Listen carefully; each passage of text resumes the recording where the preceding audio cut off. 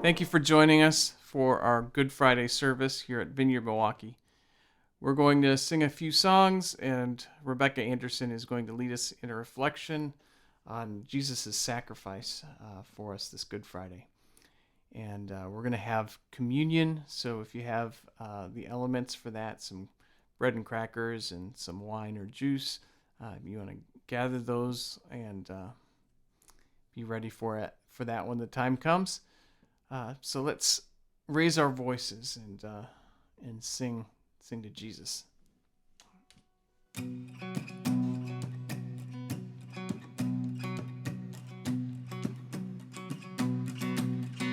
To the cross I look,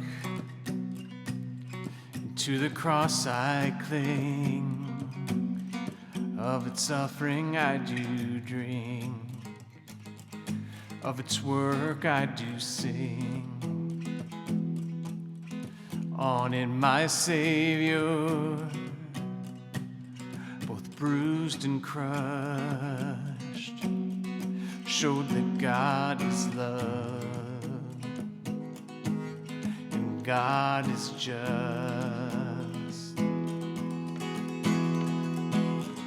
And at the cross you beckon me, draw me gently to my knees, and I am lost for words, so lost in love. I'm sweetly broken, wholly surrendered. What a priceless gift, undeserved life have I been given through Christ crucified. Oh, you call me out of death, you call me into life. I was under your wrath, now through the cross I'm reconciled. At the cross you beckon me, draw me gently to my knees, and I am lost for words, so lost in love. I am sweetly broken, wholly surrendered, and on the cross I must confess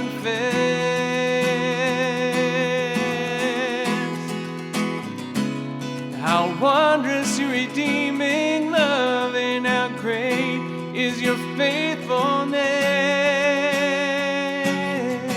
At the cross you beckon me, draw me gently to my knees, and I am lost for words, so lost in love. I am sweetly broken, wholly surrendered. At the cross you beckon me, draw me gently to my knees, and I am lost for words, so lost in love. I'm sweetly broken, wholly surrendered.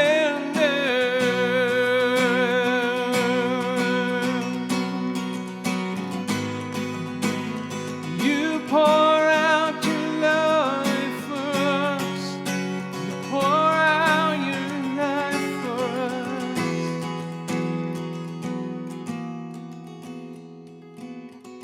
And at the cross you beckon me and draw me gently to my knees, and I am lost for words, so lost in love. I'm sweetly broken, wholly surrendered.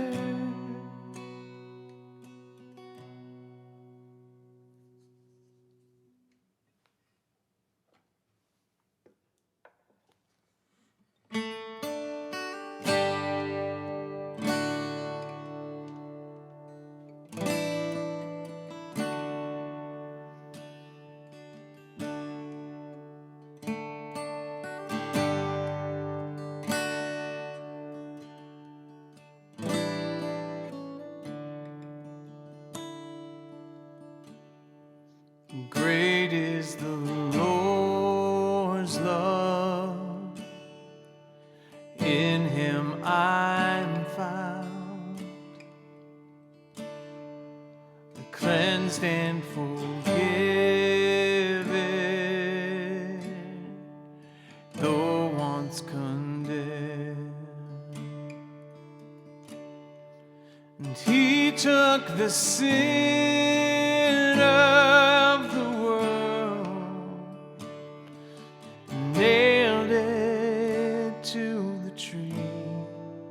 Great is the Lord's love, that he died for me.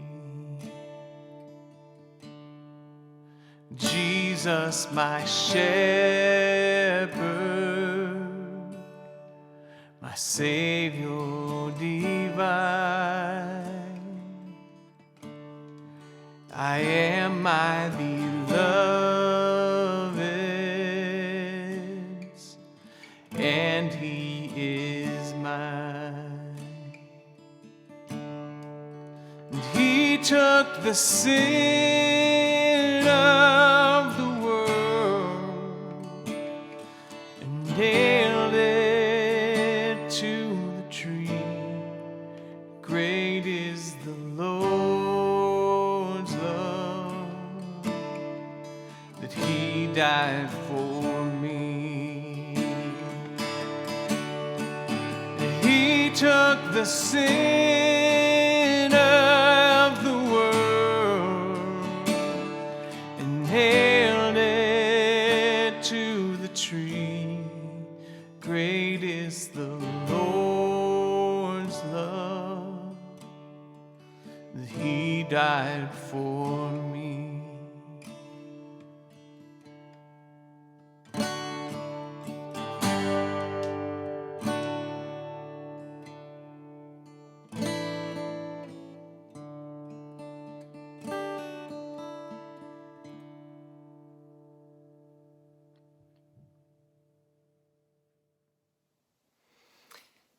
It's Good Friday. It's the day that we take time to just pause and experience the weight of Jesus's very violent and unjust death on our behalf. And his followers, his friends during this time, were experiencing profound pain and confusion and disappointment and loss. And so today, as we stop and step into Good Friday, and this historic Good Friday, when so many of us are experiencing pain and loss and grief, we've given up on dreams and had to let go of certain expectations of how things should be and were supposed to be. I know from spending time with our youth group every week, I hear stories of teenagers who are struggling with letting go of sports seasons that they were in the middle of or annual trips they were looking forward to. I know my niece is especially grieving the loss of the end of her senior year. She'd already bought her prom dress and was looking forward to experiencing graduation and graduation parties with her friends and family. And I know so many other stories like that. I know friends who have freshmen in college that have had to end their freshman year early and come home and be with their family, and seniors in college who, after years of investment, have to give up their college graduation ceremonies. Dave and I are part of have been part of a local gym, a local fitness center. And there's a startup business, a young man who just lives right here in our neighborhood, who developed this just really great business. And his fitness center was growing. He had just expanded and hired new staff. And he's been sending out emails just grieving the loss of this business as he's had to shut down and doesn't know what it's going to look like. He's already had to let go of lots of staff and doesn't know if there's going to be a future for him. And he poured energy and time and dreams and hopes and money into this business that was thriving and now has had to close its doors. And I know those are just a few examples of stories that have touched me personally. There's hundreds like them. And I know for many, there's far more tragic and more traumatic stories happening in their lives. And so today, as we ponder Good Friday, we certainly can identify with the disciples who didn't yet know about Easter, who didn't have the bigger picture, didn't have the full understanding of what was coming. And they didn't know that the death and the resurrection that was coming, what that would mean for the birth of the church and really the salvation of the entire world. Their understanding was incomplete, as ours is in the midst of this pandemic. And so like them, when we're in the dark, we often can feel like the darkness is winning and that everything we thought was supposed to happen, everything we'd hoped for and expected has just died. So how can we respond? Because if you're like me, I imagine that you're experiencing some kind of loss during this time. You're grieving something. You're having to let go of a sense of control or having to give up on expectations you had. Or maybe your grief has nothing to do with the current pandemic, but it's something you've been grieving for some time now, a loss that you've been experiencing. But reflecting on Good Friday is not ultimately meant to be a time to ponder our own pain or confusion or loss, but rather it's a time to reflect on Jesus's. It says in Mark 14:32, they went to a place called Gethsemane, and Jesus said to his disciples, "Sit here while I pray." He took Peter, James, and John along with him, and he began to be deeply distressed and troubled. "My soul is overwhelmed with sorrow to the point of death," he said to them. "Stay here and keep watch." Going a little farther, he fell to the ground and prayed that if it's possible that this hour might pass from him. "Abba, Father," he said, "everything is possible for you. Take this cup from me, yet not what I will, but what you will." Then he returned to his disciples and found them sleeping. "Simon," he said to Peter, "are you asleep? Couldn't you keep watch for 1 hour?"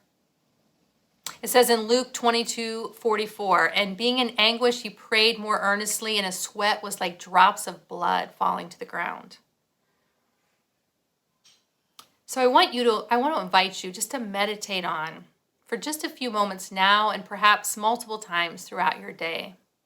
As we step into Good Friday, I just want you to meditate on the pain and the loss and the grief and the disappointment and the loneliness that Jesus endured in his final days and hours. See if you can stay present with him in the Garden of Gethsemane. Of course, his disciples couldn't stay awake in the midst of all their grief. It says in Mark 14:39, once more he went away and prayed the same thing. When he came back, he again found them sleeping because their eyes were heavy. They did not know what to say to him. Have you ever been in that position?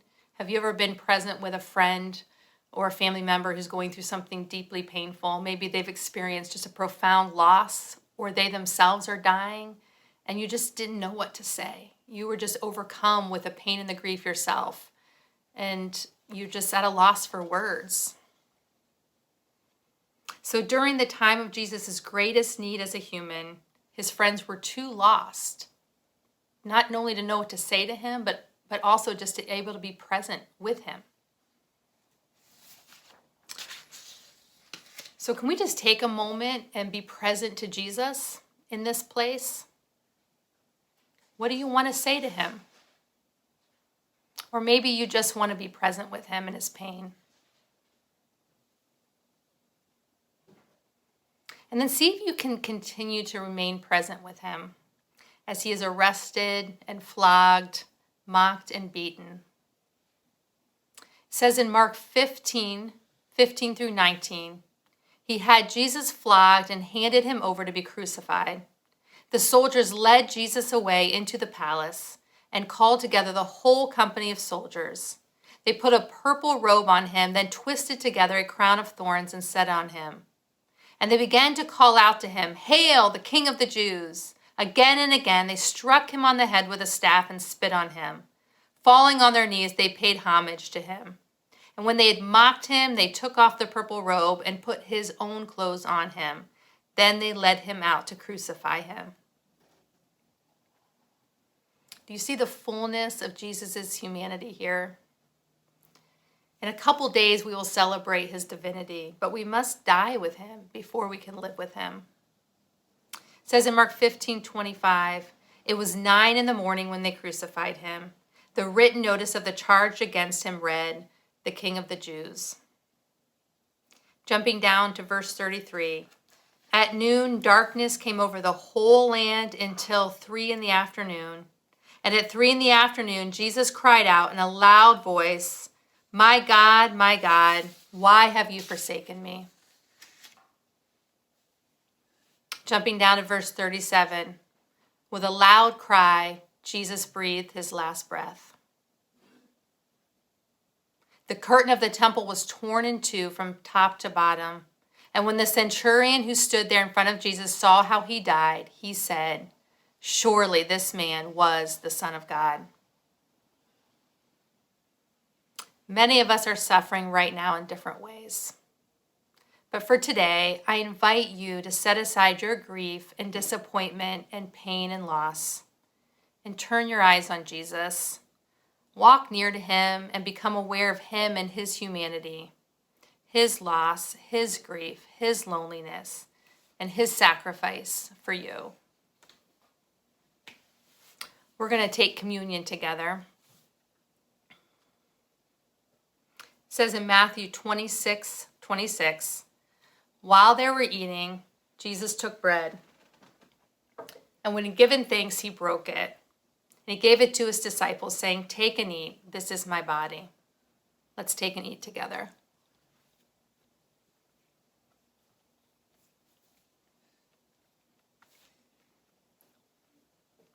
Then he took a cup, and we'd given thanks. He gave it to them.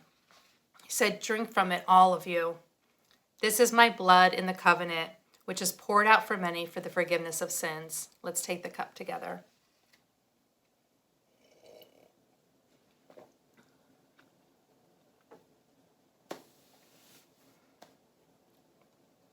Lord, we just want to thank you for your profound sacrifice on our behalf. And I pray today that we could stay awake and stay present with you as we journey with you through the Garden of Gethsemane and on the road, and to stay with you during your death. And Lord, as we just enter in this time of contemplation, as we reflect on this profound sacrifice, we just want to say thank you. Thank you for your love. Thank you for your mercy. And thank you for dying on our behalf. Amen.